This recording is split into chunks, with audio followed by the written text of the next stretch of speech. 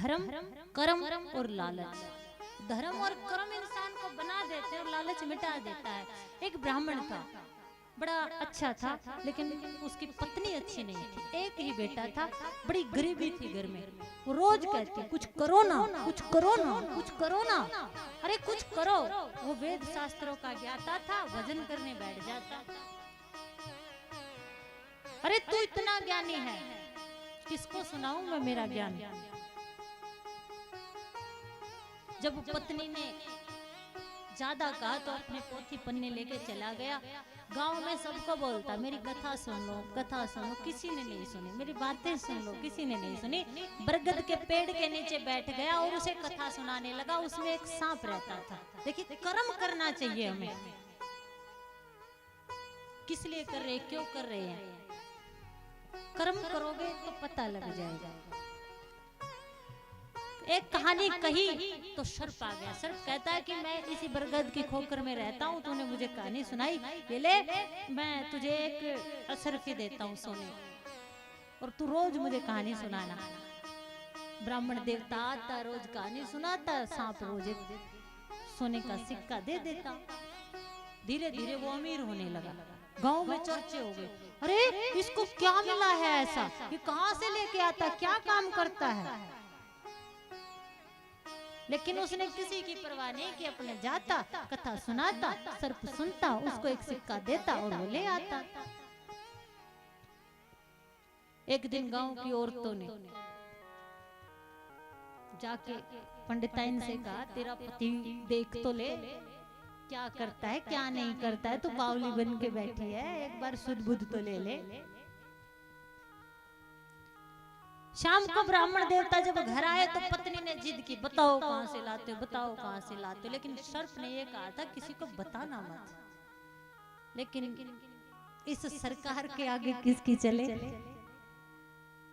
एक पत्नी ये है और एक पत्नी रत्ना है, जो तुलसीदास की पत्नी। उसने अपने पति को भगवान का मार्ग दिखा दिया था। बता कहां से लाता है, तो उसने कहा ऐसे ऐसे सर्प है। तो दूसरे दिन उसने अपने बेटे से कहा, जाओ सर्प को मार दे और सारा धन एक ही बार ले आ।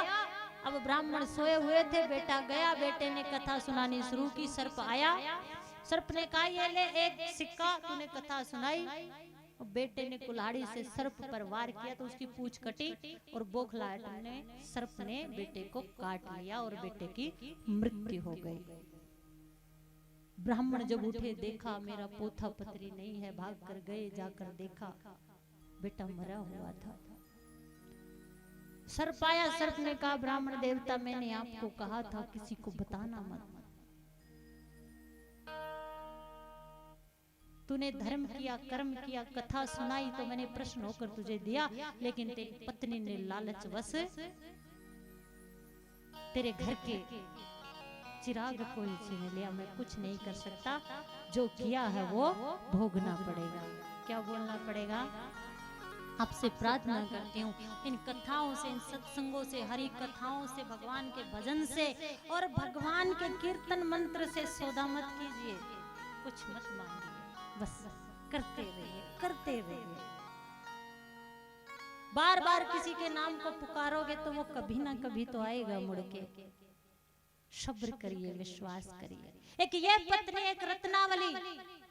तुलसीदास अपनी पत्नी से इतना प्रेम करते थे, हिंदी साहित्य के कवि हुए 1511वीं ईस्वी में तुलसी बाबा। माँ का नाम अलसी और पिता आत्माराम दुबे थे। अपनी पत्नी से इतना प्रेम करते थे, इतना प्रेम करते थे। एक दिन वो कहीं गए हुए थे और उसका भाई आया, उसको अपने मायके ले गया। रत्ना कहाँ है माँ, रत्ना कहाँ है? तो उसकी माँ ने कहा वो तो अपने मायके गई। ना मुंह धोया, ना बात पूछी, सीधे चला गया। नदी में एक शव बह रहा था, उसके ऊपर बैठ के नदी पार कर ली। पत्नी जहाँ रहती है रत्ना, अपने घर में, उस घर में एक वृक्ष पर सर्प लटका हुआ, उसको पकड़ के चढ़ गया। रत्ना, रत्ना तू मुझे क्यों छोड़ के आ गई?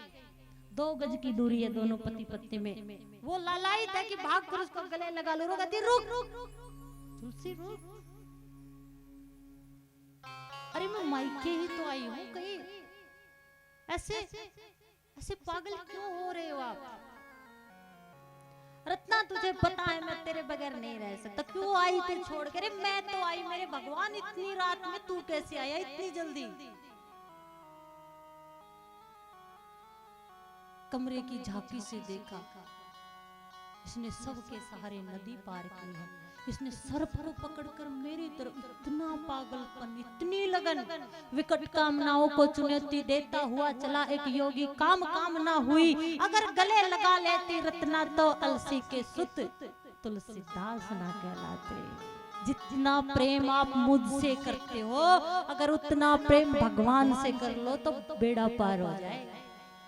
वहां पत्नी ने पति की दिशा, पत्नी गुरु बने और वहीं से वो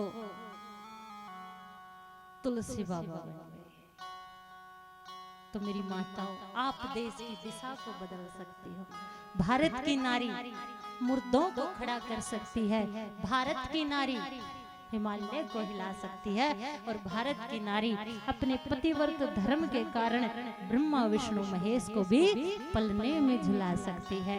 तू कल भी भारी थी, तू आज भी भारी है, और तू हमेशा भारी है। लेकिन सत्य कर्म, ऐसे कर्म जो सुनीति ने किए, देहूती ने किए, रत्ना ने किए हैं, कबीर की पत्नी ने किए हैं, बोलना पड़ेगा महाराज।